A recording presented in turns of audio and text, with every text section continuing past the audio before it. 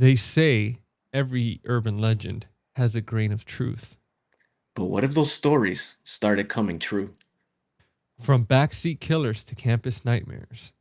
This isn't just a story anymore. Tonight, we're talking about the original urban legend. Stay tuned. We'll be right back.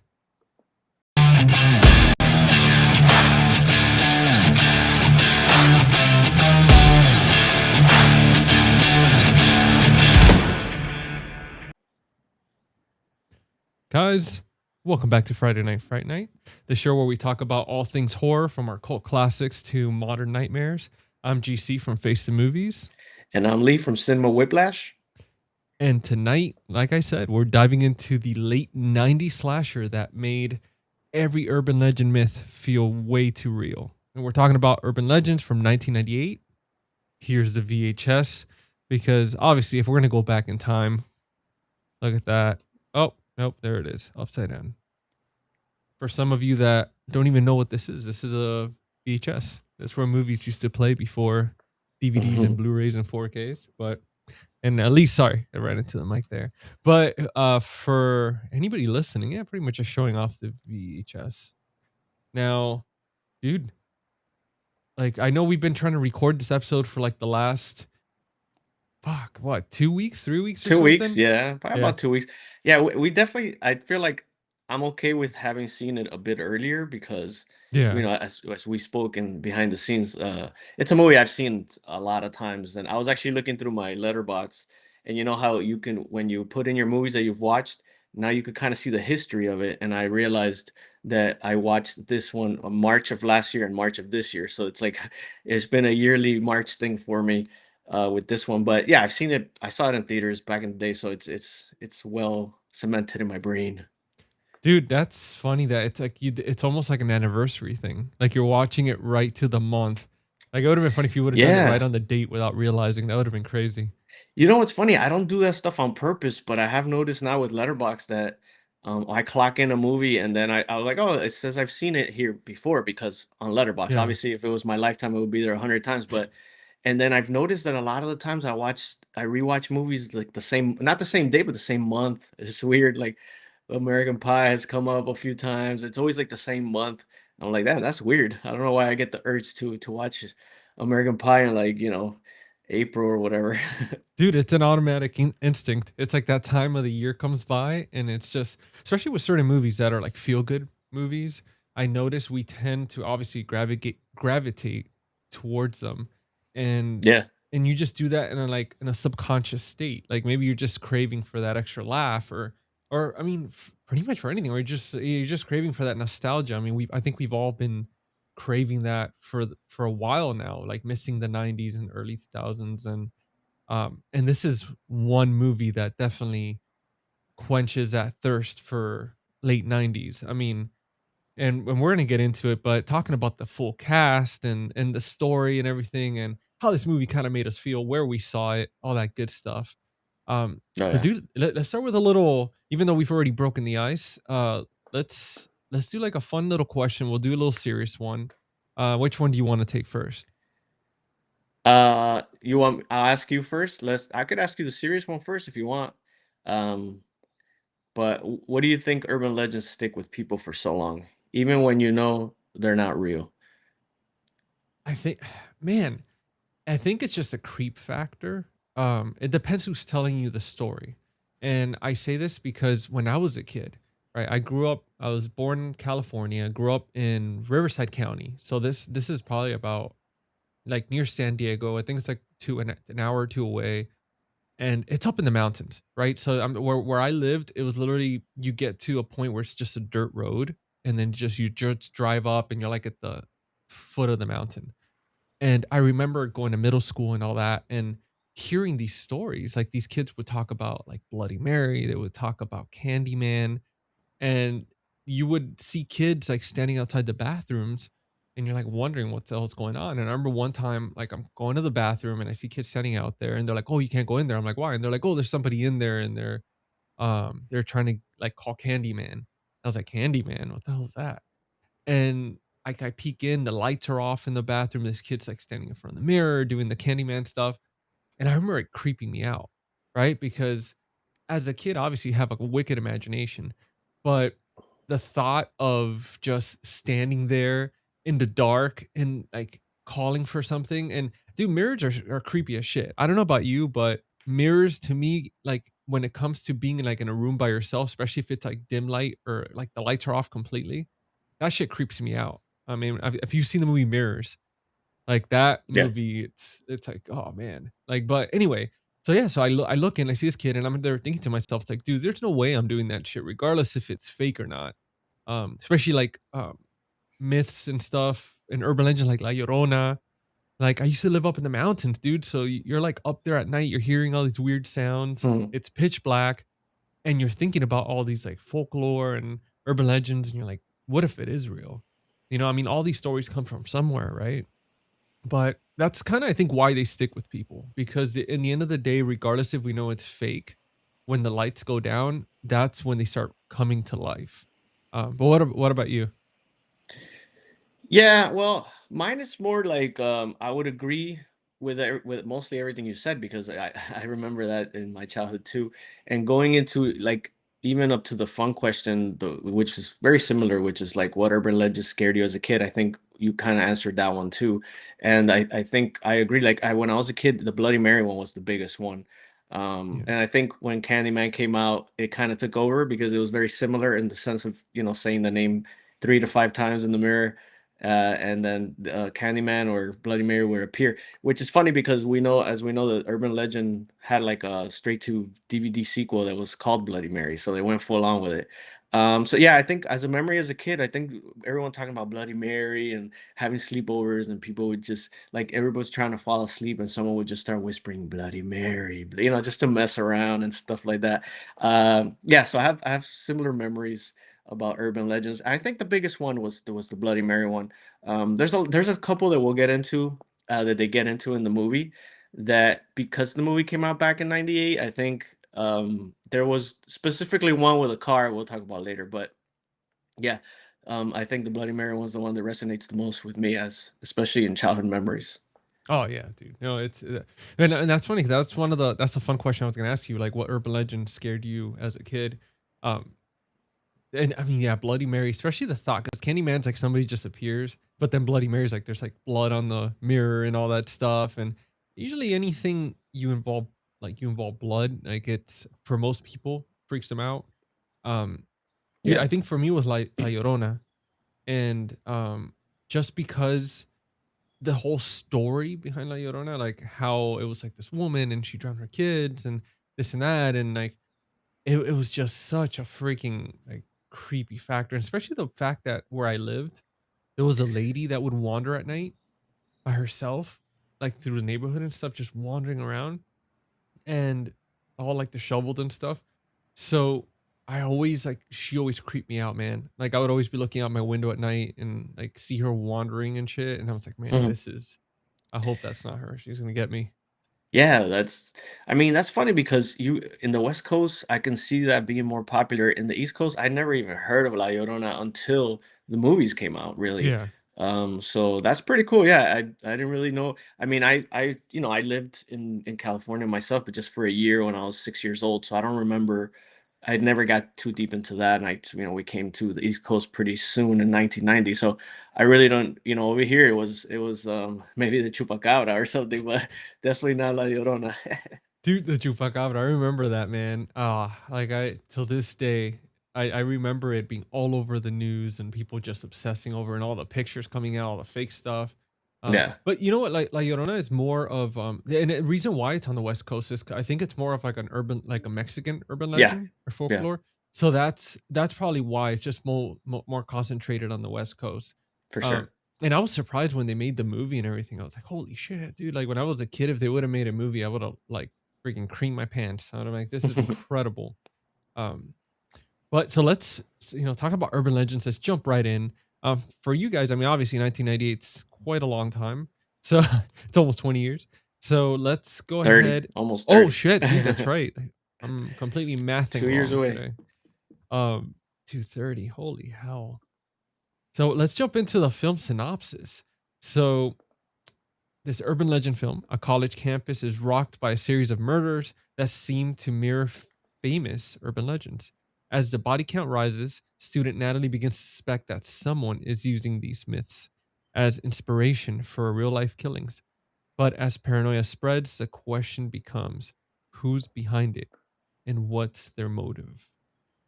And man, like I talked about earlier, this film is like an all-star cast and characters. We've got everybody on here from Jared Leto, like babyface Jared Leto. We have Rebecca Gayworth. We have Michael Rosenbaum, which we know him from Smallville, Guardians of the Galaxy. We have Joshua Jackson, which is Dawson, obviously Dawson's Creek. Um, I don't remember. Was he in The Faculty? No, no, Joshua Jackson.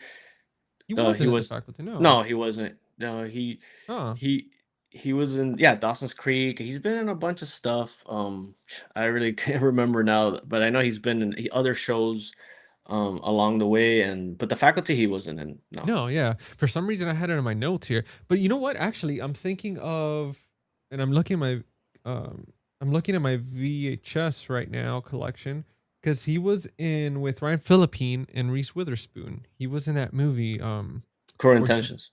Cruel Intentions. There we go. Yeah, actually, he had his hair dyed blonde for this movie because he was filming Cruel Intentions at the same time. So that's why. Dude, I was wondering that when I was rewatching it. I was thinking, I was like, did he go through that phase, that Eminem phase?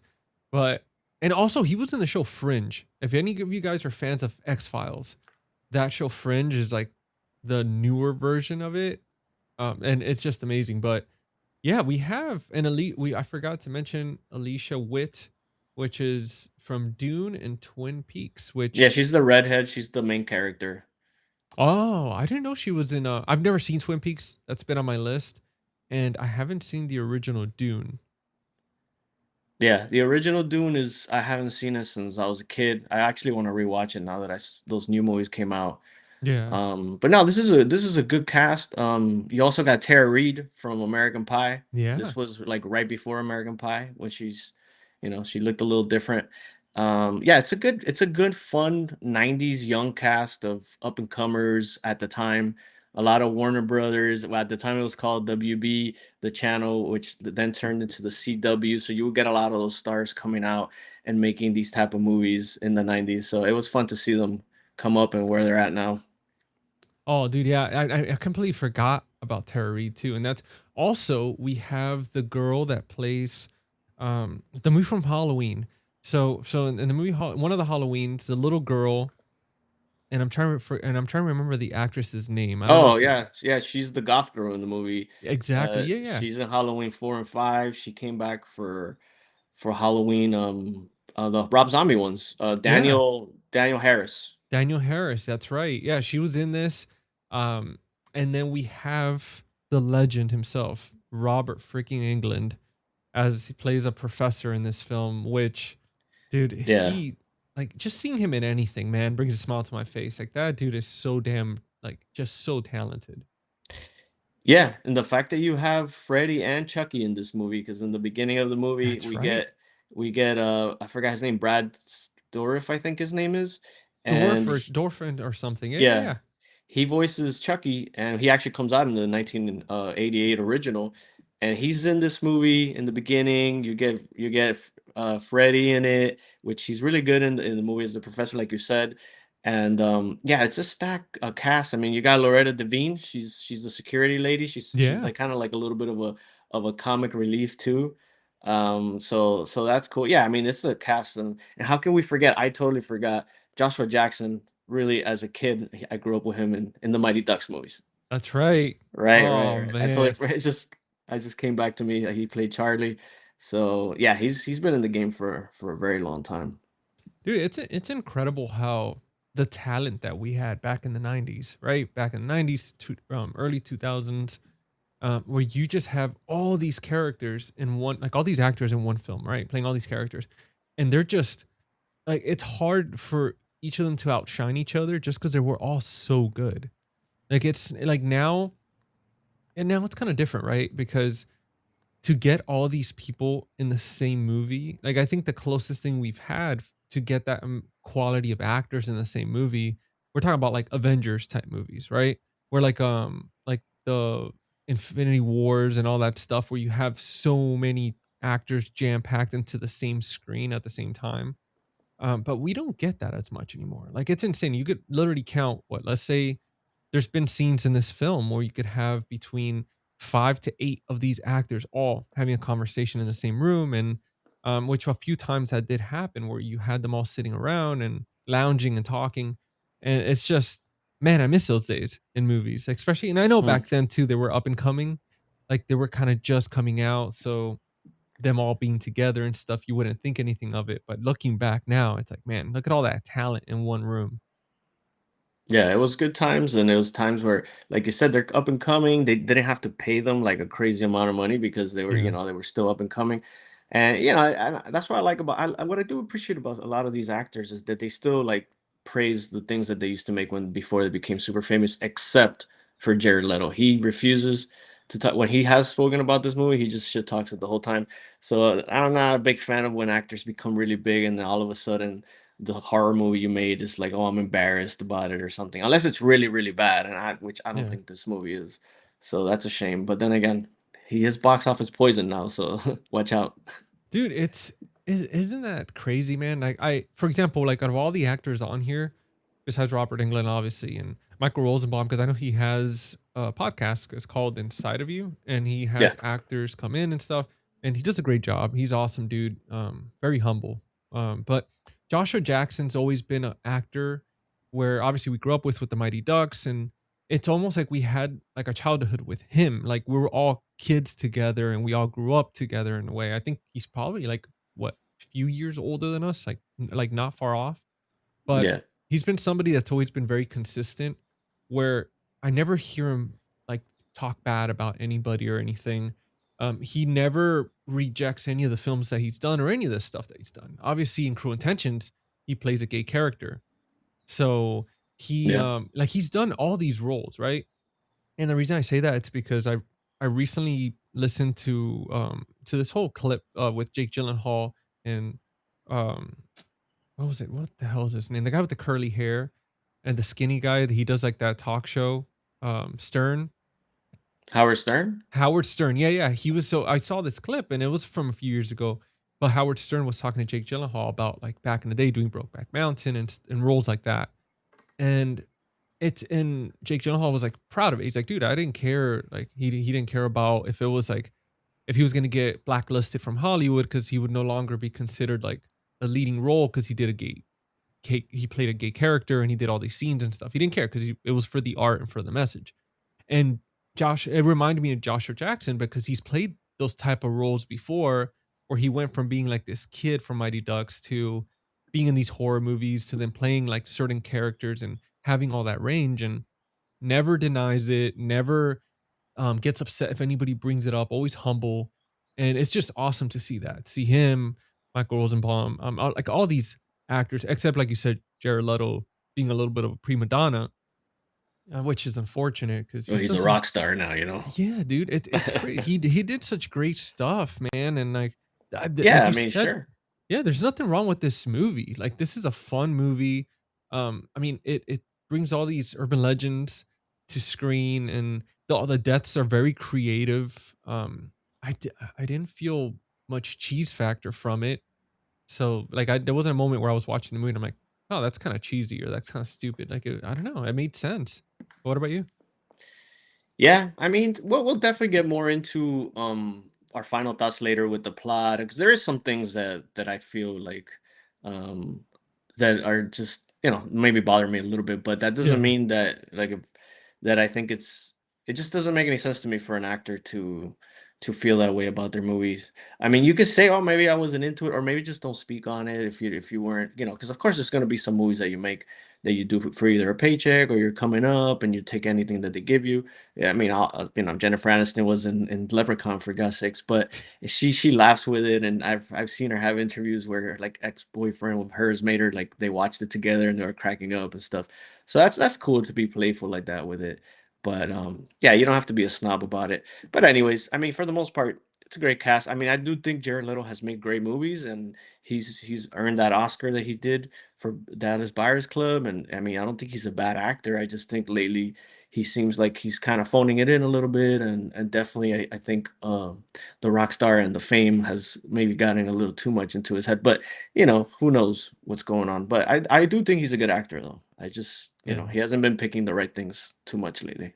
I wonder too if it's like the aging thing where he's no longer that. I mean, when you think about it too, growing up, being somebody like him, right? He was always like the pretty boy. Like, oh, ever since he was on that TV show, which I can't remember the damn name of it, um, but he was on this TV show back in the day, and it was like girls were just like losing their minds when they first saw him on there, and he was in there with this famous actress too, Devine. I think that was her last name, Devine or something. And sorry, guys. So we normally don't record this early, so we're a little, we're still kind of waking up. But yeah, like the point was, it's like his whole life he was like the pretty boy, the God's favorite type actor, you know. And now that he's getting older, obviously he's aging a little bit more. You have a new generation of actors which are like hitting the spotlight.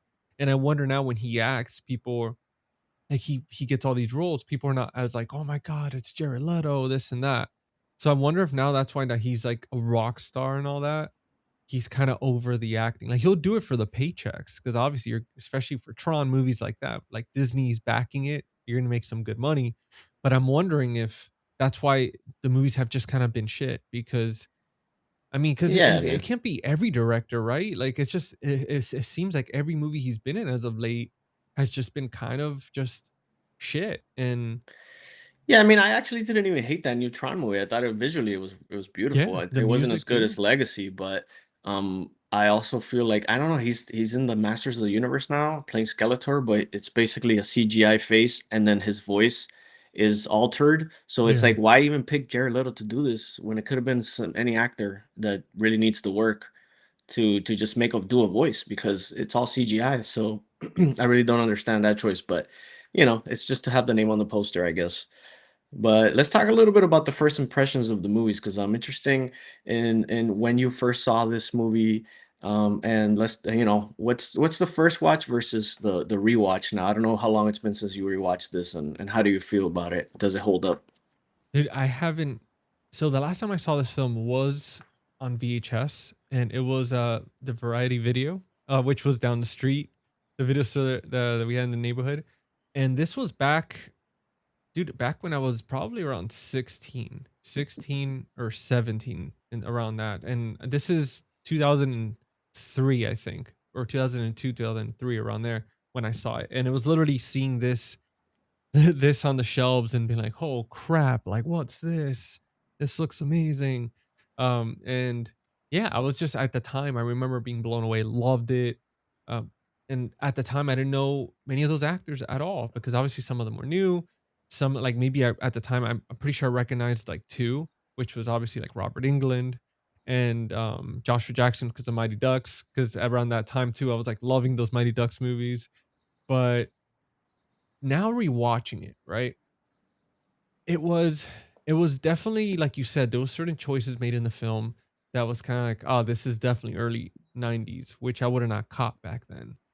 But as far as for the rewatch, loved it, man. I enjoyed it. It was still I was able to appreciate it more than back then. I think back then seeing it with youthful eyes and without so much experience with films and like with the actors and storytelling and everything, it was just like, ah, like eye candy, like, oh, this is exciting. Everybody's dying in these weird ways. Now rewatching it, I was able to appreciate the acting more. Um, it was just fantastic. Like I had fun with it. I can't believe I waited this long to rewatch it, and I definitely want to pick up the Blu-ray at some point. And I want to revisit the sequel too. I think there's a part two, and then I think there's a third one, which is like I think it has to do with Bloody Mary or something like that. Yeah, Um, well, I mentioned it earlier, but yeah, the sequel we'll talk about a little bit. yeah. Final Cut is called. Oh, that's what it is. Yeah, yeah. Final cut. But dude, what about you? What was first time watch versus rewatch? Well, for me, I go back with this movie from 1998. At the time, I was in the craze of the slashers, the Scream coming out 2 years later. We're getting all these slashers, and we've spoken about a few of them already, and and even things like the Faculty and stuff. But yeah, this one I went to see in theaters. I remember liking it then, enjoying it, um, picking up the VHS, buying it. I bought it used at Blockbuster. I remember I have it here behind me too, and I've watched this movie too many times, I guess, at this point. I like I said, I've seen it 2 years in a row straight, but also, I've probably seen it once every 2 3 years. I bought the Shout Factory Blu-ray when it came out, and yeah, it's a movie that I've always enjoyed. I don't think it's the best slasher from the 90s, but I do think it holds up. I think it does a lot of fun things. And it's always fun to see the 90s stuff on it, just going back to something like the Goth on Goth website that Daniel Harris is on. I thought was hilarious. And not being able to pick up the phone because you're on the internet. So she's like, get out of here. There's so many things that, we'll definitely get more into, but I just love that. So I do yeah, that's basically my history with it. I've seen it a good amount, always enjoyed it. But it has its little things in the plot that do bother me, especially towards the third act that we'll get into a little bit more later. Yeah, man, it's funny that the whole dial-up situation when she's like, "Oh, I get," she's like, "It's my phone line too," or something, and she Yeah. just like loses her shit. Um, dude, that was so damn funny because it's accurate. I remember it's like you pick up the phone, you're trying to make a phone call, or you're waiting for a phone call from like somebody from school or something. You're just excited to get on the phone, and you just hear the dial-up, and you're like, "Fuck!" Like I just want to use the damn phone. Or I just want to get Yeah. on AOL. Like, this is Yep. bullshit. I remember those days perfectly, man. My mom being Mm. like, if funny enough, my mom would be on the internet. So I'm like, I'm trying to make a phone call. And she's like, I'm on the internet. You gotta go. I gotta catch a quarter, go to the corner and freaking make a call from the payphone or something once in a while. But Oh. yeah, those were, it was tough for times in a way, but also funner. It made life a little bit more exciting. Yeah, Harder man. to Like, do things.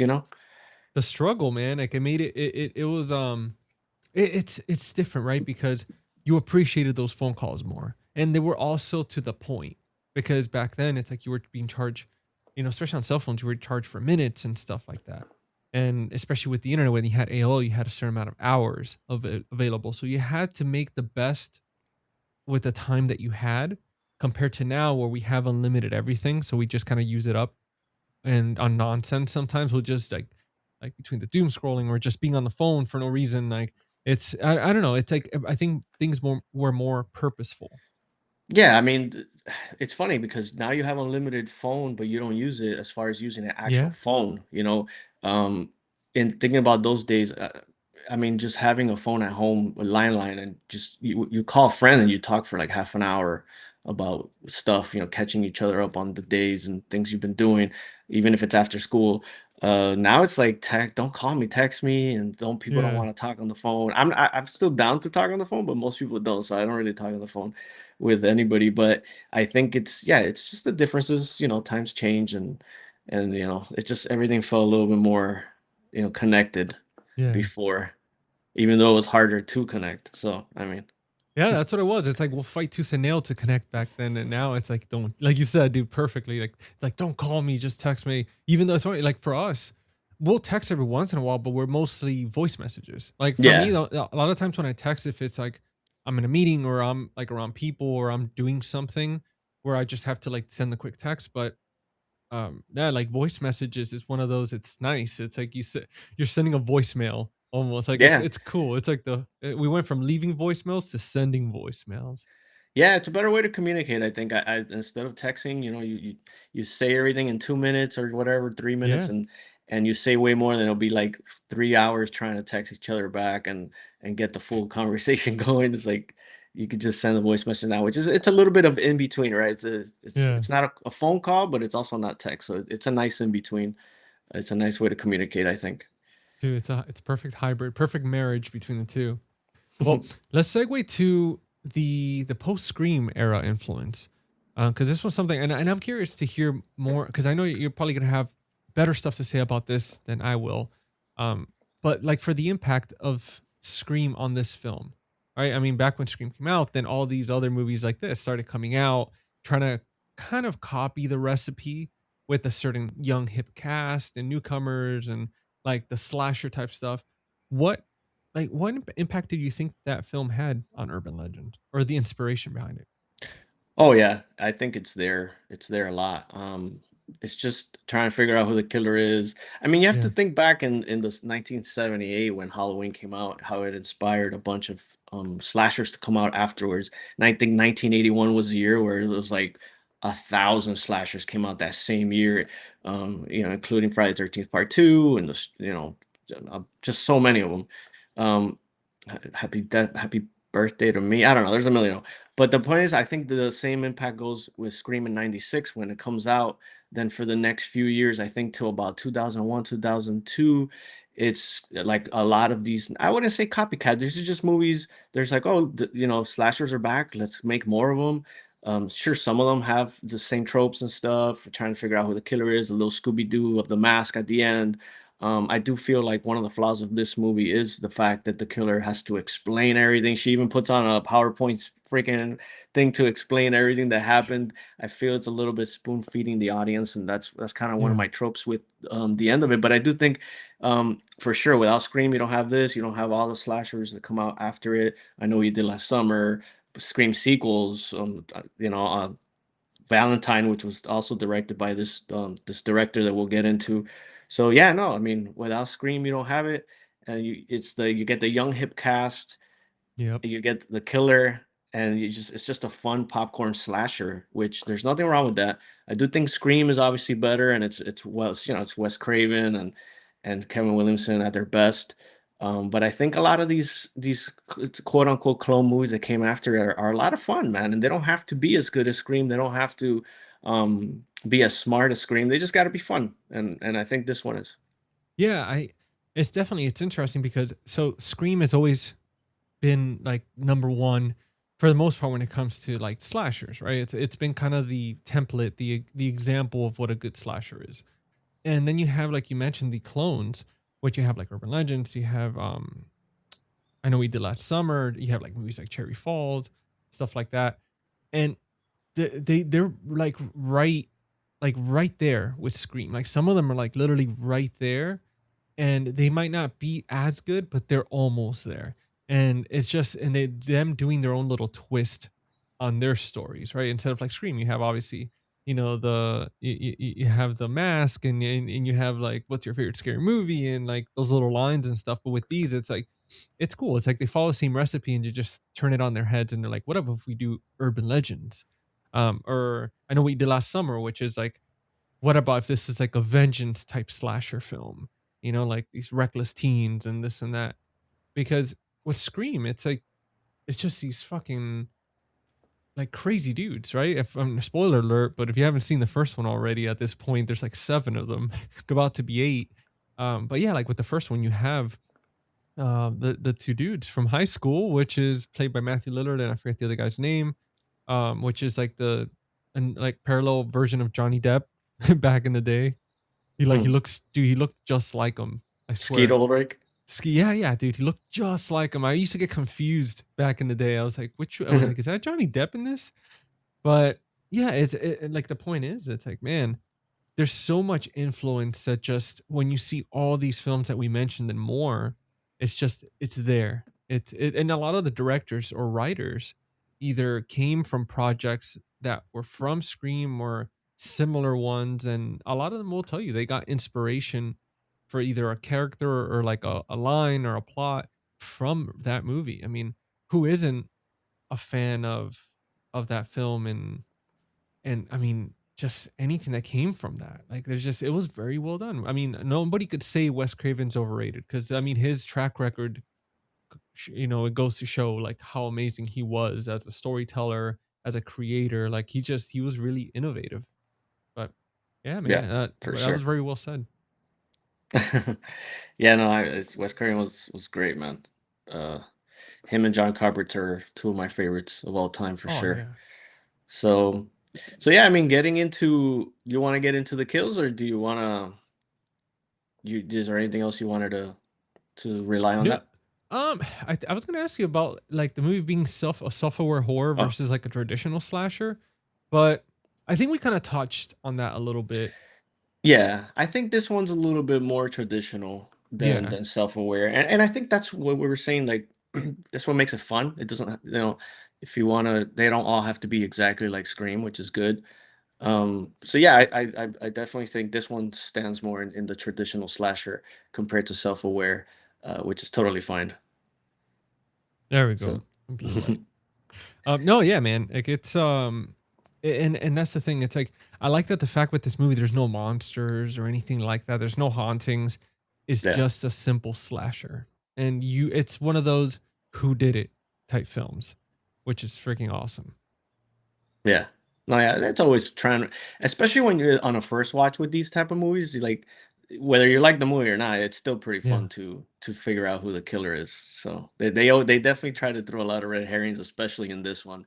yeah. Uh, so yeah, tell me, because I'm interested in knowing, to see if we're in the same page with which kill stands out the most for you in this slasher. Dude, I have to say, I think my favorite one was the Joshua Jackson one, where he's like hanging from the tree and then she drives and it's like that old like urban, like that was such a good kill. Um, because obviously you do have the other one too, where with Michael Rosenbaum, where he just like shoves like all that liquid and stuff down his throat and shit. I mean, it's hard. It's hard, but I think for me, Joshua Jackson kill was good because I felt bad for the girl, for the goth girl.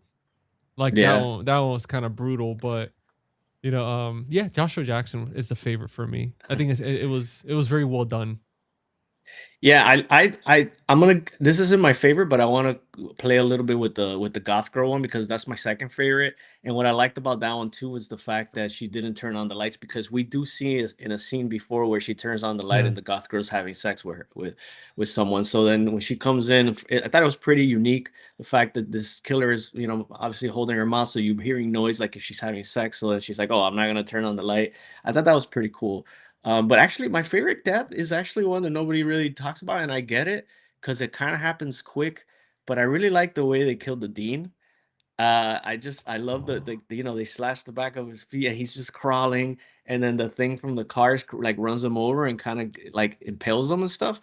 I feel like I've seen that type of kill before in another movie. I can't remember which one, but at the same time, I think this is the first time I ever saw that type of kill, and I really enjoyed it. So rewatching it now, I was like, yeah, I think the Dean is my favorite kill. It's short, but it's fun. Dude, whenever I've seen that in movies where the tendons behind the heel are cut, Yeah, that yeah, shit always gets me. Like I almost feel it. Like whenever, so I remember that I was thinking, I was like, oh my god, dude, that must be like excruciatingly painful. But that was yeah, a good kill. I mean, Daniel Harris one too. Like, I mean, especially when he wrote on the wall with the blood, he's like, I didn't turn on the lights. That yeah. was very creative. That's what But makes the kills fun in this movie, yeah, is because of the urban legends. Like you said, this Joshua Jackson one is really good too. I don't want to leave that one out. That'll probably be my third, but I don't know. Like there's a lot of fun ones. Even the way the movie opens, it kind of does have that. I do like the fact that we get the opening credits first. The name of the movie. And then we get the girl being killed in the back seat thing with the guy from Chucky. So that yeah. was a cool scene too. So yeah, there's a lot of them, but for me, the Dean one stands out. No, dude, that one's a good one. No, the reason I brought up the Joshua Jackson was because that was the kill that had me like cheering for her to like not like it actually got me to move out of my seat a little bit, and I was like, don't freaking drive, he's there. That was the one that got me kind of hyped up, and I was like, Jesus Christ, he's like you could still save him. And then when he got like slung up when she drove off, I was thinking, I was like, dude, if you put your fingers there and you just hold on, like you might survive this. And yeah, Yeah, and no. just the hearing the noise from the shoes, which Oh yeah, then later she reads the book and she sees that urban legend in the book. It's a yeah. cool kill, and it's cool that it kind of referenced later on again in the movie. You find out in the book. It's one of the good ones for sure. Well, we're talking about like the kills and all that stuff. I mean, what was the like to you? Are you familiar with a lot of these? And did you think they were like the accuracy between like real urban legends? Was it there? Um, I mean, I would say yes, but I would also say that I've never like dug too deep into urban legends. I wait Yeah. and but after every time I watch this movie, I'm like, oh, I'm gonna buy a book. on urban Yeah. legends and read it because I wanted to like enjoy it, kind of have like one that they have in the movie, and I never do it. So hopefully this time I finally do it. But from what I could tell, yeah, it's pretty. I thought it was pretty accurate with these Yeah. legends. I when I saw that there was like a Bloody Mary one that came out, I was thinking to myself, it's like, now that's an urban legend I'm pretty familiar with, but I don't remember the Final Cut one or the Bloody Mary one. So I definitely got to revisit them and see how those urban legends turn out. But with these, man, I'm same boat as you. Like I remember watching this movie back then and thinking, oh man, like is this real? This real happened? I'm gonna look into it, and that never did. And then rewatching it, I was like, holy shit, this is so cool. Same thing. I was like, I want to like learn about this. Then I get distracted or get busy with something, and then I forget about it. Um, Yeah, yeah, that happens Definitely, to me too. dude, I gotta look into them, man, because I'm curious. Because I mean, I'm just like I feel like we're both familiar with the same type of urban legends, like with like and now like we're talking about like Llorona and stuff like that. But with these smaller urban legends, Yeah, like I think there's probably if the book out there exists, I would like to get it and read and see yeah, how many they left out and what they could add to like a sequel, or if they ever reboot this movie. Maybe we could talk about that later. But I do want to mention, since it probably won't come up that much, that the Urban Legend Final Cut, I remember it well because I ended up buying it because I remember when it first came out, I didn't like it. But upon rewatches, I think it's a really fun slasher. Um, it's its own thing, but I love that it takes place in a film school. So if you love film, it's really cool. So I nice. definitely recommend giving that movie another chance. Obviously, it's not great, but it's just fun. Kind of like this one. This one's better, but that one, and talking about the director of this one, Valentine is another one I wasn't too big on when I first saw it. And then I on rewatches, I've grown to really like that movie. So, we'll get into those, but I think the sequel is pretty fun. Again, definitely worthy of another chance. Oh, dude, yeah, I'm excited to check it out, man. I haven't seen that one. I haven't seen Valentine since like I think back in the VHS days. I think I haven't seen Cherry Falls till same thing. I think back in the VHS/DVD days. I have the Shout Blu-ray, but I've been meaning to revisit it for a while now, and eventually I will watch it soon. But yeah, it's just some of those like I've been excited, man, to like just go back and rewatch these old slashers and the Yeah. nostalgia and all that. It's always fun to go back, and sometimes you'll be surprised that you're like, "Oh, I didn't like this at first," and or vice versa. You might be like, "Oh, I used to like this, now it kind of sucks." But it's a bummer when that happens. But for sure, like when Shout Factory released the sequel, Urban Legends Final Cut, eventually I bought it because I rewatched it and I liked it. I was like, "Oh, I want to buy it. I want to see the features and stuff." So it's worthy of another watch. But let's get into performances Yeah, man. because I do want to talk about how do you feel about Alicia Witt as the final girl? I think she did a great job. The problem here was the fact that the actress that played the villain, which she's kind of played the villain in a lot of films. I feel like the she stole the spotlight. I feel like Alicia did good, but the girl that plays the villain in this film is just, dude, like, Spoiler alert. yeah, spoiler alert, like she was exceptional. Like she was just, I mean, dude, I was so like she had the crazy eyes, like everything was there. Like she just killed, literally killed that that Yeah. role. So I think we had a great final girl, but it just the killer just stole the show for me. Yeah, I think, yeah, Rebecca Gayheart, she's really good in this movie. Yeah. She's the villain at the end. Um, like I said, I do feel like it's not her fault, the whole PowerPoint presentation of of showing how to, how she did it, but she was really great. Alicia Witt, I have to say, she kind of she's I've seen her in other things and she's not a bad actress. I'm not saying she's a bad actress. I do think her performance in this movie is not very good, but that's okay. In slashers, Yeah. you're allowed to have some not so good performances. It's fun anyways. So I didn't really like her too much in it, but her character was okay. But I do kind of feel like for a little while there, especially when Rebecca Gayheart is kind of explaining everything, it's like, well, she wasn't. Why are you going after her so much and then killing off the girl in the beginning, which was the one driving and really got your boyfriend killed?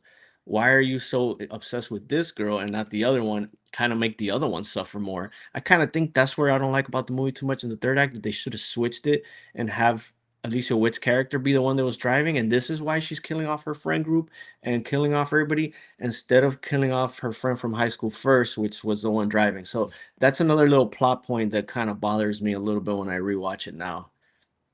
Yeah, and that makes perfect sense. Like it's true, they got it backwards. Like right off the bat, why would you kill the person that's actually responsible and Yeah. then just start killing other people just because they're in the way or something like that? Like it just I didn't even think about that. Like that Yeah, actually it's like makes perfect sense.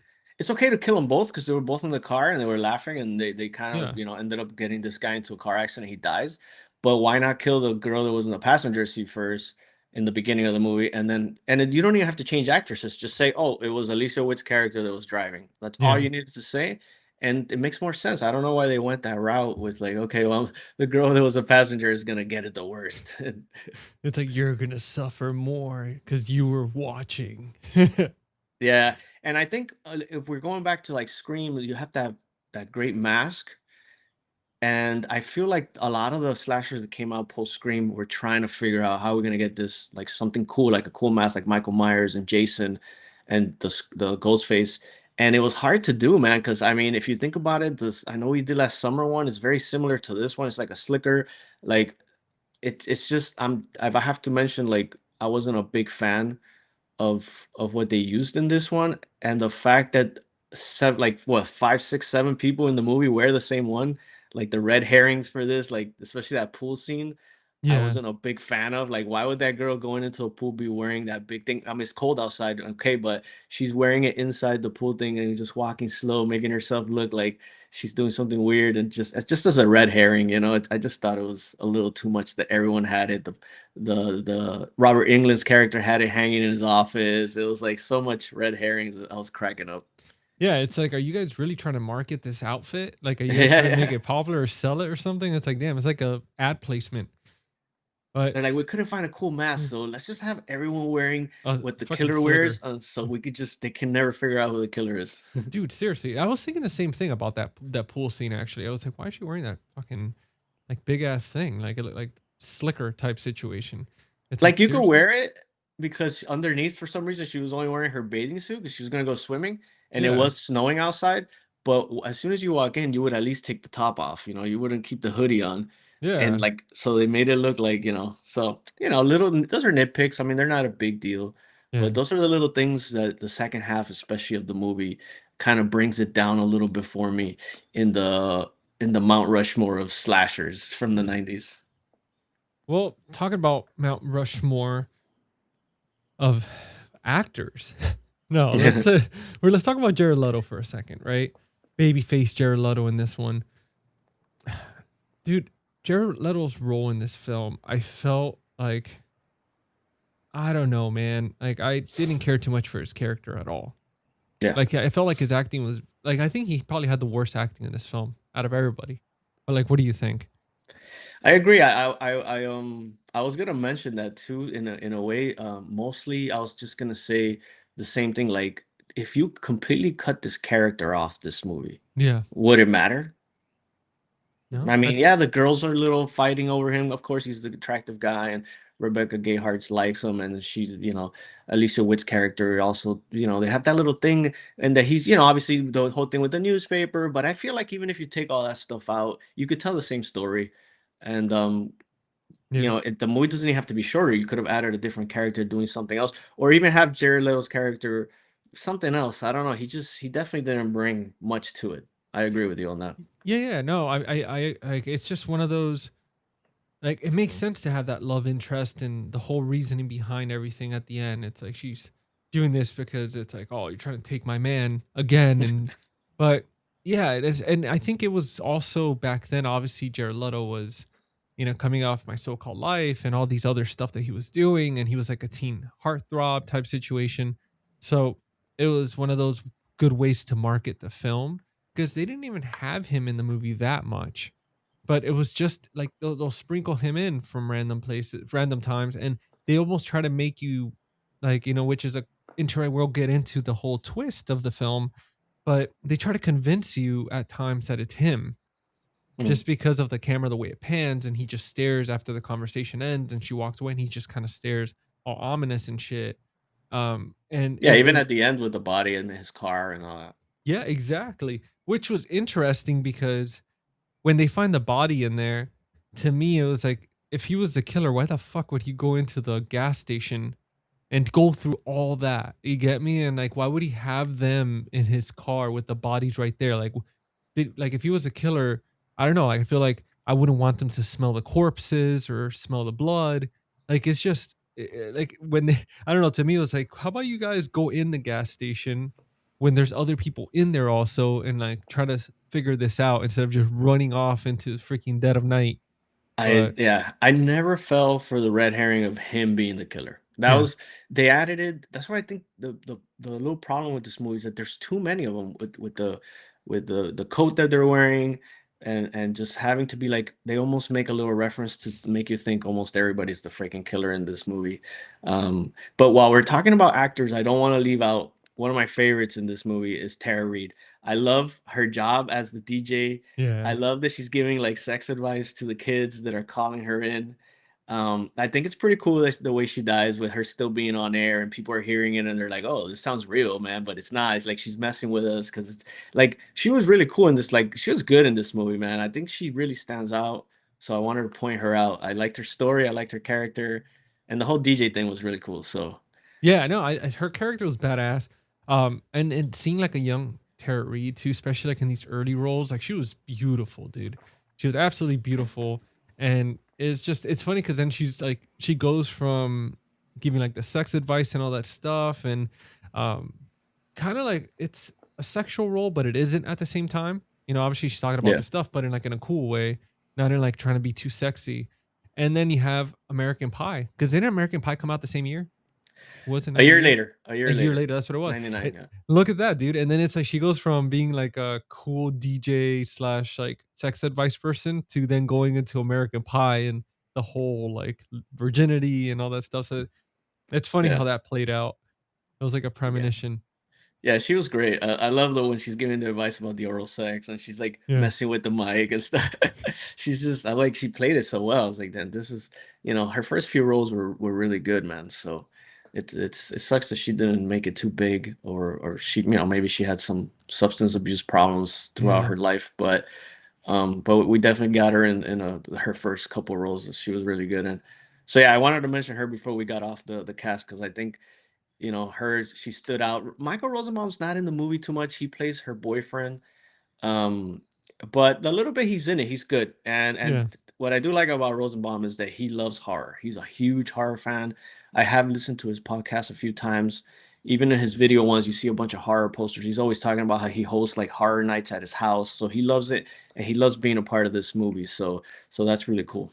Dude, he's such a cool guy, man. He's one of those people, one of those actors that I feel like you could hang out with him and he'd be like us, just like like Yeah. a normal appreciator of cinema and all that, and just hanging out. Like he's not too big and nothing like that. Like he's just a normal guy that loves doing what he does, and it's also his hobby and all that. But he did a great job. Like I feel like he really stands out in a lot of those.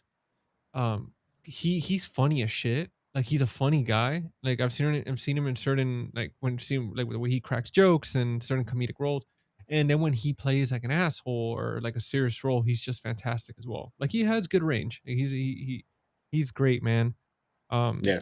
and then I think one honorable mention I do want to talk about performances was the one with Joshua Jackson when he's in class and he takes what was it, Mentos and the Coke, and he Oh, the Pop pretends to Rocks. the The Pop Pop Rocks. I'm Rocks. sorry though. 'Cause you know what I was thinking about the Mentos and you put them in there and it The explodes. splashes, yeah. Yeah, yeah. With the Pop Rocks and that whole scene where he fakes it, where he fakes his death and he's like actually spitting and all that stuff. Dude, that was really great, man. Like No, that and was and I always it always gets me where he spits and like almost the pop rock gets in his eye and he stays like that. I'm like, damn, man, almost got you. dude, I'm pretty sure he got some in there and his eyes like popping and shit. And he's like just laying there. He's like, man, if I don't hold it, I'm gonna have to do this all over again. So I'm just gonna suffer and lose my eyeball. Yeah. That was funny as shit, dude. That was a good scene. And then you see Rosenbaum just get up and like clap and stuff. And he was like, oh my God, that guy's amazing. Yeah, this is one of these are those type of movies, the college. I love the college slashers, and I love Yeah. when movies take place in college. Having not gone to those type of college, I live vicariously through them. It's really fun. And like I said, part two is also a college movie, and it's a film school one, so it's really cool. So yeah, I love the set. I want to mention the setting in this movie. Cinematography is pretty good. I love the college, the snow, the rain. Everything looks really cool. So I love the location, which was Canada, but it was supposed to be Maine, but they actually shot it in Canada. Dude, Canada's amazing. Such a great place for filming. I mean, that's why a lot of TV shows like A You Afraid of the Dark, shows like that, obviously for tax cuts too, for using Canadian actors and productions and all that. But Canada's always been a place where not that many people realize how many shows and movies are actually filmed there. And it's always amazing. Always, like, Yeah. it's so beautiful. Like, in talking about in this film, you get a lot of the seasons. You get to experience a lot in this movie, and it's just and same, man. I didn't get to have that college experience. So when I watch movies, like, for example, The Faculty takes place obviously in high school, which I didn't get to have that type of high school experience. I know you got to go to, like, to the freaking awesome high school, like a big, like an actual Oh yeah. big real school and stuff, and I didn't get to do that. And I, like, every time I see these films, like, man, is that what college was really like back in the 90s or early 2000s? Like, that's so freaking cool. And this was one of them. It's also a great setting because in high school sometimes it could be a little bit too young and immature, but when you have college, it's like they're still young, but it's a little bit more serious, right? They're adults. They could, drink. Like, it's not as like when you're in high school and they go to parties and stuff and the drink, it seems more innocent, like super bad style. But like in this one, it's just, I don't know. It's like a sweet spot for a lot of Yeah. these slashers, which is perfect, Hmm. Yeah, it's always fun. dude. So let's talk about that twist, man, because I know we kind of mentioned it already with the PowerPoint with Rebecca Gayhart's character, Yeah. but were you expecting that ending? I don't remember, to be honest. I've seen Yeah. this movie so many times, I already know, but I would have to go back to 98. What did I think in the theater? I don't remember if I expected it or not.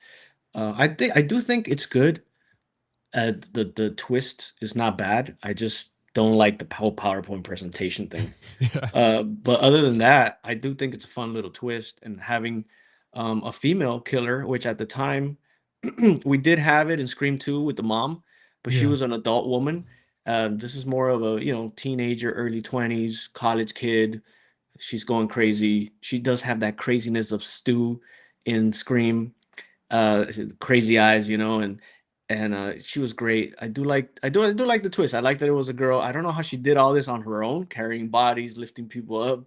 Um, but it doesn't have to make that much sense. It's fun, so I do like it. Yeah, dude, that's one thing to me. I was like, how the hell is she moving all these people and all that shit? Especially like the professor and everybody, like Joshua Jackson's body, like all these dudes. Some of them are like big dudes, man. Like, what the Yeah, she's hell? she's skinny, Yeah, which is fine, but she's not gonna lift 200 pounds or 180 pounds. But those are things that you always think about in yeah, slashers anyways. So I don't nitpick on that. It's funny, but yeah. dude. I've always wanted for a slasher, like a slasher movie like this, where it actually shows like the clips when they're talking about, like, oh yeah, I enjoyed killing him, and then it shows a clip of her moving the body, and it's just her like sweating and like Yeah. struggling, and she's like, fuck, like, That would be a funny thing for the new scary movie or something. Finally see make fun that. of that, like, That would oh. be hilarious. It's like the actual, like, what goes behind, especially with Michael Myers or Jason, like when they're walking and they appear out of nowhere, even though the person's been running for like half an hour, and then it's like, how did he catch up? He was just walking, and it just Yeah. shows him kind of sprinting or jogging, like power walking and shit. Yeah, But that would be funny. dude, as far as for that twist, man, I was not expecting it. And then rewatching the movie again, I could not remember for the life of me what was going to happen at the end. And when that twist happened, I was like, holy shit. Like, that, I was not expecting that. So I Yeah. don't know, that killer reveal was not predictable for me, man. Like, I was really wondering who it's going to be. Like, that was a good one for me. Yeah, there was just so many red herrings. You got the Yeah, Jared Leto, you got that janitor. He always looks creepy, and yeah, then you think like it could be not the dean, but Robert Englund's character. And there's so many of them that you could think it is, and you never, at least for me, wasn't really suspecting it to be a female, and I knew it wasn't Tara Reid, but I was like, Rebecca Gayheart just, I guess you just don't think about it too much. But then when she's finally revealed, you could go, okay, I can see that. But I don't think it was predictable. Like I said, it was a long time ago for me for the original watch, but even talking about the rewatch value of the movie for the ending, I think even though you know who the killer is at the end, it's still fun. It's just a fun movie to yeah, watch. So I don't really care. Like it's like any slasher you watch that you already know who the killer is. You rewatch them because they're fun movies and they're entertaining. It doesn't like it's always that great moment when you first watch that movie because you also get on top of the fact that it's fun. You finally get a review. You get to try guess who it is. So on second rewatch, third, you already know who the killer is. That goes away. But what stays is the fun, and you're just yeah, having a good time experiencing the movie. yeah, man. Like it's and in the fact that they even when the killer is revealed, you're still enjoying the film. You're not like, oh, okay, I already know what's gonna happen. Like it's still like you still want to keep watching and having good time with it. Um, and it's one of those films, man, where even with all the red herrings and stuff, it just kept you glued. Like it's just one of those. It's like I need to watch this to find out what the hell happened. Like it was a good way to lure people in, even though it was like sometimes too many red herrings. I think for us now in 2026, it's too many, but back then too, it was kind of like all new. So it wasn't, it was all like exciting, like seeing like 14 different people in trench coats and shit. And you're like, is it him? Is it him? Is it the fucking dog being walked down the street? Like, who is it? You know what's cool too, since we're talking about the ending, I do want to Yeah. mention the fact that I like the fact that she survives and they show you her surviving. And she's already like in another campus telling stories about what happened there. That So was that was good. cool. I did like that. Um, yeah, so that was that. I do like that she survives. It reminded me of The Burning, kind of like the ending with the whole ghost story near the Mm. campfire. Oh Like yeah. it reminded me of that. And that, dude, that's such a great ending too. Like the way she survives, and you're like, what the fuck? Like it was one of those, like it was awesome, man. It was a fun ending. Do you think this is a underrated slasher, or do you think it's like properly rated? I think it's a little bit underrated. I Yeah, think I think I want to say when I checked IMDb, it was like 5.5 out of 10. It's like very middle of the road. yeah, So I do think it definitely has this audience. I think people who love slashers and horror movies know it well. But I think your average movie watcher, yeah. especially if you were born like in 2002 or something, you probably never even heard of it. So it would be nice for it to. It's never going to be as popular as Scream or even I Know We Did Last Summer, but I think it belongs there with at least stuff like The Faculty and I Know What You Did and all the slashers that came out in the 90s that were fun. Dude, and it's crazy because this movie has a 2.8 on Letterbox, 2.8 out of 5. And it's like Yeah. man, like it should get a little bit more than that. I mean, it should at least be hovering at like 3 or 3.5. Like just because of like the originality behind it.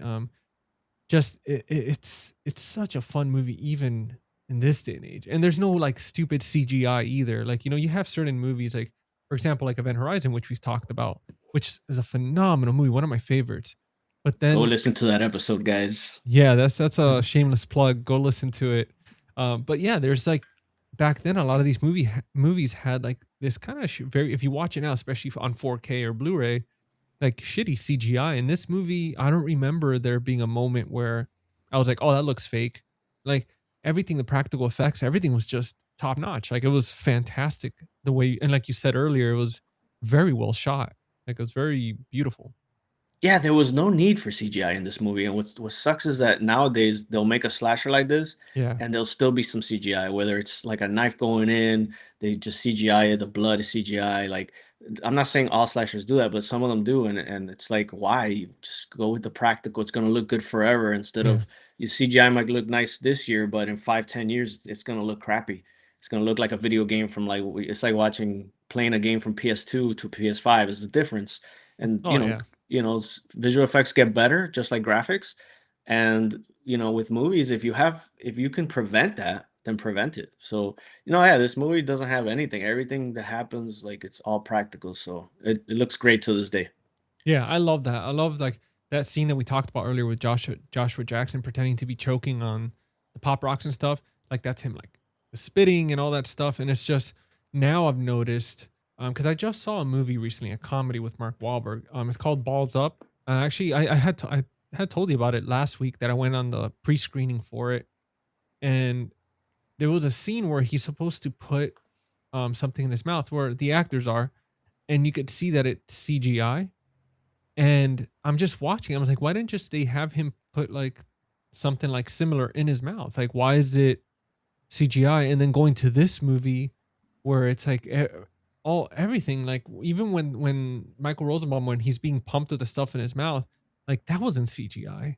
Like that was like they really killed him. No, I'm kidding. Yeah, No. he's dead. That podcast, that's his twin. Yeah, no, that was that was a stunt guy. It's like, yeah, he didn't make it. But no, yeah, I mean, dude, yeah, yeah, like I miss that. I miss that early '90s grungy aesthetic and um, just the simplicity of the practicality of the kills and the makeup and all that stuff. Even sometimes if you could tell it's like a little bit of corn syrup or whatever, I'd rather have that than some shitty CGI. I rather have it. Like it's texture, it's real, it's tangible.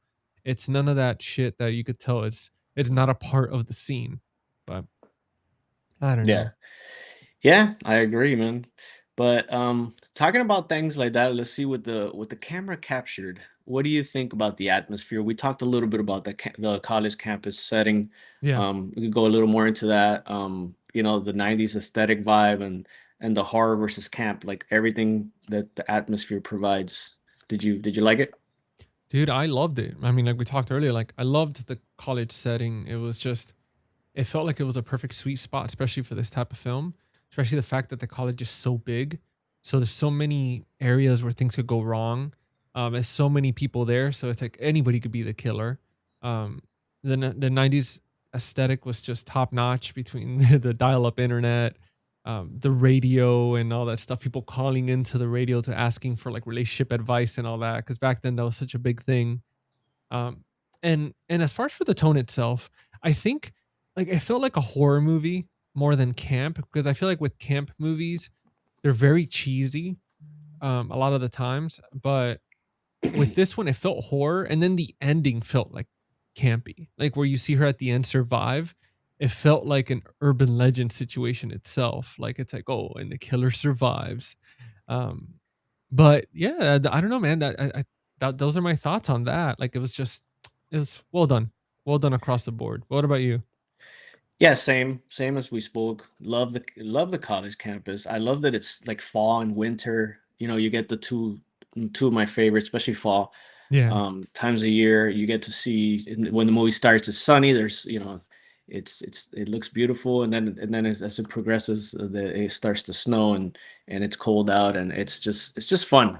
It's just seeing the kids have fun in these colleges. I thought it was well shot. I thought the director did a good job getting people's performances outside of Jared Leto and maybe Alicia Witt sometimes doesn't. I don't love her too much in the movie, but yeah, it's the tone, like you said.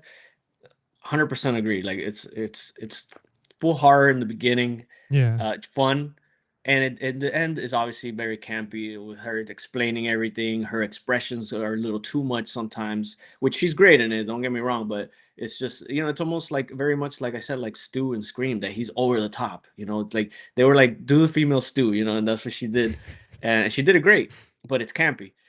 So yeah, I think it was a good balance of both. I think we mostly get horror and then the little camp at the end, which is okay. So yeah, overall, I really really liked the atmosphere of the movie. dude, I love how you said like the female stew. It's true. It's like that's just a perfect template of Yeah. he plays those over the top characters so well, and I feel like Matthew Lillard's one of those actors that he's just such a funny, charming guy that he's able to just get away with it. but like he just gets away with murder literally in these films, man. And he just does so good. Like in Hackers, he plays that kind of. He's always over the top, and it's always great. But I feel like when other actors do it, it's just only certain people could get away with so many things, right? And there's just these like God's favorite type actors where these guys get to just be whatever they want, and there's just everything works for them. It's perfectly fine. Um, Yeah. but dude, so I had a fun fact here because I know we talked about some already, like as far as like Scream helping launch the '90s slash revival. We have Robert Englund already doing cameo. We have Chucky himself in here. We have talked. You talked about the Easter eggs and like a lot of Yeah. horror references. But there's one in particular which was interesting, and it's that many of the urban legends featured in the film, like the backseat killer, have existed for decades. Um, and it's cool because I do, us having this conversation. One that came to mind was the way the boyfriend of what was her name of Rebecca Gayhart's character dies in the movie, and it's based on actual urban legend where it's like a gang initiation that if you're driving down the highway and or down the street Yeah. and somebody has their lights off and you Mhm. flash your lights, then they follow you and they kill you to initiate the members. But I remember growing up in California hearing that. Like that was a real thing, and that was actually like on the news. Like they were like, "Oh, somebody was killed." Like it was like legit. So seeing that in this movie, it was one of those like, holy shit, that's real, that's tangible. Like I've actually seen that on the news. And um yeah, I thought that was a fun fact to throw in there. It's like some of these guys, when you watch this movie, it's like don't dismiss them, don't think they're too stupid, because Mhm. I mean some of these stories they Yeah. come from somewhere. Same, same. I remember being in middle school before this movie came out and hearing about the one with the lights. So Yeah. that one obviously was some, happenings, and then the Bloody Mary one I just heard. It's an urban legend, but those two are the two from this movie that I heard the most growing up before watching the movie. Yeah. Well, dude, let's get to the movie rating. For this one, guys, since I know Letterboxd is like the new standard and it's like the popular one with social media, we've always stick to the letterbox for the most part. But IMDb still stands strong. So Lee's still gonna give us his IMDb score. So that No, way no, we no. I'll do the letterbox. Just so we could both do the same. No, I mean IMDb stands strong with different things like we've yeah. spoken before. Letterbox is great. IMDb, I love it because it has the trivia and you could read up on the movie. I like to pause my movies sometimes halfway and just start reading the trivia. I do it all the time, so I always love IMDb for that. But no, let's letterbox it. You want me to go first? Yeah, dude, like give us a I'm gonna do a little drum All right. roll. I'm gonna give it a 3.5 out of 5. Yeah, baby, Uh, I think 3.5. I think it's just a little bit above this Yeah. middle of the road thing. I would be cool if Letterbox was more at least at 3.0 from the fans. But you have to understand there's a lot of people that are not into genres, but they'll still watch a horror movie and just go in there and give it like a 1 or a 2. This happens a lot with horror movies, with any genre type movies. So it's okay where it's at. You said 2.8. That's all right. I mean, I think it's still getting some love, and yeah, I enjoy it. Just to give my final thoughts on it, I love the atmosphere. I like most of the actors were great. It gets a little campy, like we said at the end. But man, it's just fun to see these actors at that time just come together and when you put on a fun movie and I think it still holds up. It's a movie that I've seen, over like probably at this point like 9, 10 times in my lifetime, and I'll continue to watch it because it stands out as one of the fun slashers of the late '90s, and and yeah, I really enjoy it. What do you got? Dude, same, man. I gave it a 3.5 just because everything we talked about. Like it's one of those movies I love having in the collection. Even and I wanted, for one, I only own it on VHS, and I could have watched it. I know I did watch. I saw half of it on VHS, and then the other half I saw it was on Tubi. Yeah, And it was just and it was one of those. I forgot why I did that, but I think I was just sitting on the couch already or something, and I was like, you know what, I'm just gonna stay here and be lazy. you Um, were like, let me watch it as theatrical 2.35 widescreen and not watch it zoomed in on Yeah, VHS. yeah, pretty much. But I remember I was watching it on VHS and I was thinking to myself, I was like, man, this looks so gritty and good on here, especially because I have like the CRT, which let me get out of the way, but I have like a Sony 27-inch CRT. Let me move the mic a little bit so you guys can see. Boom, right there. And when you have the right TV for it, like I'll tell you this, like it looks fucking amazing. Like I like if I put that VCR on any of my flat screens, it makes it look even worse. And just when you can't imagine VHS already looking like shit, it's unwatchable. Um, but this TV, I have a Sony VCR, Sony TV, and watching it on there, especially the fact that this tape, it was very mint condition. Like you could tell that whoever owned it didn't really watch it that many times. It helped a lot for preserving it. So, long story long, like I definitely love having this movie in the collection. Enjoyed it. It's one of those that has rewatch value. Like I could watch it once a year, and especially because of the stories and everything. Um, and the fact that after watching it already and I forgot the ending, I thought that was awesome. It was like, okay, good. Like it's not Mhm. that predictable of a movie. But yeah, 3.5, man. Loved it. 90s dial up AOL internet. Like that's the way to live, man. Yeah, for sure. And let's go ahead and give a few recommendations if you love urban legends. Here's going to be 5 more movies from the late 90s that gives that same energy. Campus dread, killer twists, and horror rooted in the myth of paranoia. So, what do you got? Ooh, so I'm gonna pick two out of these, and then I'll let you take care of the other. So like Lee mentioned, we have five of them. I have to go with Final Destination from 2000. One of my favorite franchises out there, man. I love Final Destination. But it's like urban legend. Final Destination takes the concept rooted in urban myth that death follows the design and turns it into a slasher adjacent thriller. Creative kills, a strong hook, and a cast of young adults facing an unstoppable force make this a natural companion piece. And it is. It's so awesome because in Final Destination, if you haven't seen it, you don't see the killer. It's invisible.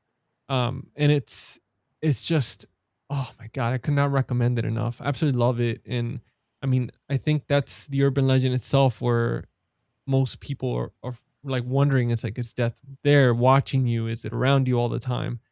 So it's a perfect companion. And the other one I want to talk about is The Faculty. And that one's more like a sci-fi horror, but it's kind of the whole thing with aliens, right? I feel like there's like that always that urban legend of there's lizard people underground, and then there's aliens watching us or aliens among us, or there's always some alien takeover. And this movie came out around the same year. Same type of energy. Robert Rodriguez directed this Scream influenced sci-fi horror set, which takes this one takes place in a high school instead of a college. So there's that if you want to enjoy either one. And this one's where teachers are not human, but they're aliens apparently. And Mhm. with the cast, that same style, this cast, like which it says that with a cast that overlaps, that Joshua Jackson stars in both. Are you sure he wasn't in The Faculty? It wasn't, maybe he had like a minor role or something. I mean, I've been watching that one as just as much or maybe even more than this one. I'm pretty sure he doesn't come. I did rewatch it not too long ago. I finally got the Scream Factory 4K, Yeah. and I don't remember him being in it. But yeah, no, I don't think so, man. Maybe it's, I don't know where it got the info from, but I don't think so. Huh. Might be confusing him with Josh Hartnett, to be honest. Oh, it could be. Yeah, that's true. Yeah, yeah. Well, Same same Josh. dude. So now I gotta freaking look into this, man. I'm gonna freaking watch it like a hawk, and I feel like I'm gonna be like Leonardo DiCaprio in that meme where he's like pointing at the screen. I'm just gonna be sitting there Yeah, like eating something. I'm like, oh yeah. yeah. But those are the ones that I've got for recommendation, and then I know you've got some here. They're gonna be freaking awesome. So, which some we've talked about, some we haven't. Yeah, and I think we could figure that out in the sometime in the future. I think we should.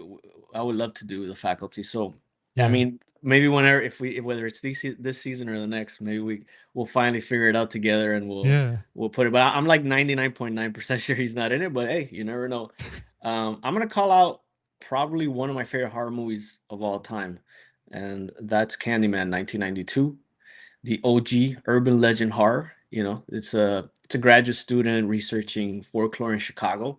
She awakens a hook-handed supernatural killer, the the awesome Tony Todd, Oh yeah. and it takes place in Cabrini Green housing projects. Super 90s, great. Um, Yeah, it's just such a great movie, man, all around. I'm really happy I got to see it in theaters last year. They started releasing a bunch of horror movies in the theater. The old classics, like I went to see Nightmare on Elm Street and Candyman, so that was great. So yeah, I definitely recommend everyone check out Candyman if you haven't, and check out its spiritual sequel that came out a few years ago, which is also really really good. And then finally, I gotta go with I Know What You Did Last Summer. I think we talk about Scream all the time. Obviously, that Yeah. one's in there. I Know What You Did Last Summer, probably the second most popular, maybe outside of Scream, even though the sequels didn't work and the remake completely bombed at the box office. So we're not getting any more. I Know What You Did, but it's another '90s slasher built around guilt, secrets, and small town myth. Takes place in North Carolina. A group of college-eyed friends are stalked by a hook-wielding killer after covering up a hit and run.